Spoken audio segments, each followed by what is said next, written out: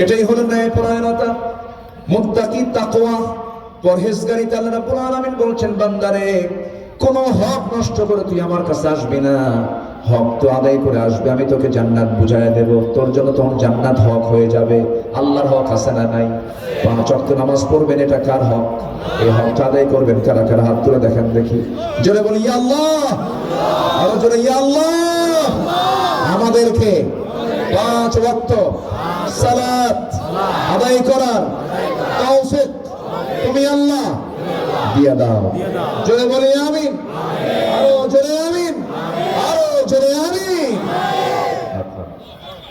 কষ্ট পেলেন মনে হয়? কষ্ট পেয়েছেন নাকি? আচ্ছা, এটা একটা চেয়ার, ধরুন এটা একটা ক্ষমতার চেয়ার। এই চেয়ারে আসার জন্য দুটো লোক আপনার সামনে দাঁড়ানো, একটা চোর, একটা ভালো মানুষ। এখানে আপনার দায়িত্ব আছে না নাই? আজ থেকে না আছে না নাই? ভুল 54 বছর করেছি আমরা, এবার আর ভুল করবো না, ঠিক কিনা?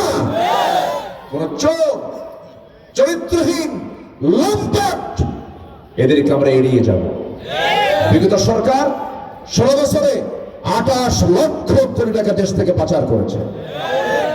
আমাদের দেশে যে বৈদেশিক সাহায্য এসেছে পর্যন্ত 75% সবগুলো অবৈধভাবে নেতাদের পকেটে চলে গেছে। আমরা এগুলো আর দেখতে চাই না। আগামীর বাংলাদেশকে আমরা দেখতে চাই নামাজিদের বাংলাদেশ, আল্লাহ ওয়ালাদের বাংলাদেশ, সৎ যোগ্য নেতৃত্বের বাংলাদেশ। আল্লাহ পাক সবাইকে বোঝার তৌফিক দান করুন, জোরে বলি আমিন। নাম্বার 8 হলো যারা ধৈর্য ধরবে, আল্লাহ পাক তাদের সাথে আছেন। আচ্ছা বলেন তো, বিয়ে আগে না ধৈর্য আগে? কয়েকদিন আগে এক মহিলা আমারে ফোন দিছে, ফোন দিয়ে বলে, হুজুর একটা প্রশ্ন করি, কি আমার স্বামী না সকালেও তালাক দেয়, বিকেলেও তালাক দেয়, আমি কি আসি না নাই করতে? এরকম কিছু পুরুষ আছে, কিছু হইলেই তালাক শব্দ, যা 100 তালাক দিয়ে দিল, আছে কি না? আছে না? এরকম আছে। ওদেরকে বাঁশ গাছের যে ডাল আছে না, পাকা বাঁশের যে ডাল আছে, 7-8টা একসঙ্গে নিয়ে চেয়ারম্যান হাতিতে বলতে হবে, চেয়ারম্যান দোস্ত সই পিঠা। কিছু বদমাইশ আছে না নাই? ওই বউরি আবার করে খায়, কিন্তু জেনা হয়। কি হয়? জেনা হয়ে যায়। হারাম করবেন কেন? ওরা আমাদের কেমন ভাবে প্রশ্ন করে, আবার বলে, হুজুর দেখেন তো কোনো একটা ব্যবস্থা করা যায় কিনা। হুজুর কেমন করে বউটাকে নিবে? হুজুরের ব্যবস্থা, হুজুর তো শরীয়তের মালিক। ধৈর্য, ব্যবসা আগে না ধৈর্য আগে? বলেন, ব্যবসা আগে না ধৈর্য আগে? ব্যবসা কি এত সস্তা জিনিস? লুঙ্গির দোকান নিয়ে বসছেন, 10টা লুঙ্গি দেখবে, একটা লুঙ্গি কিনবে, নাও কিনতে পারে, আপনার রাগারাগি করতে পারবেন? লুঙ্গি কিনবে না কিনা দেখলে বাইন্দা ধরে কেনাবে, দোকানদারি চলবে। আমরা ধৈর্যশীল হব। আল্লাহ পাক বলেছেন, ইন্নাল্লাহা মা'আস সাবিরিন, আল্লাহু ইউহিব্বুস সাবিরিন, আমি ধৈর্যশীলদের সাথে আছি। সংসার জীবন ধৈর্য, মাহফিলে বসে আছেন, এটাকে কি ধৈর্য দরকার আছে না? ধৈর্য আসতে বলিতে বসে আছে।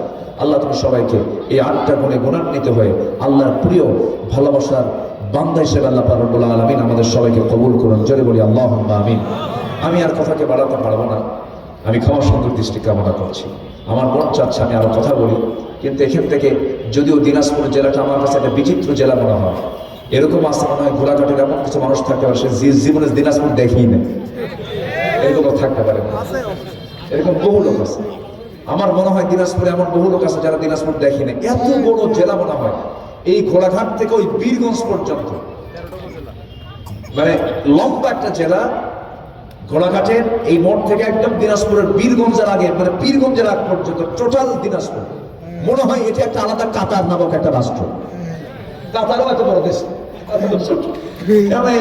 বিশাল এরিয়া জুড়ে দিনাজপুর। মাশাআল্লাহ, আল্লাহ তুমি দিনাজপুরের সকল মানুষকে দ্বীনের জন্য, কোরআনের জন্য কবুল করো, জোরে বলি আল্লাহুম্মা আমিন, আরো জোরে আল্লাহুম্মা আমিন।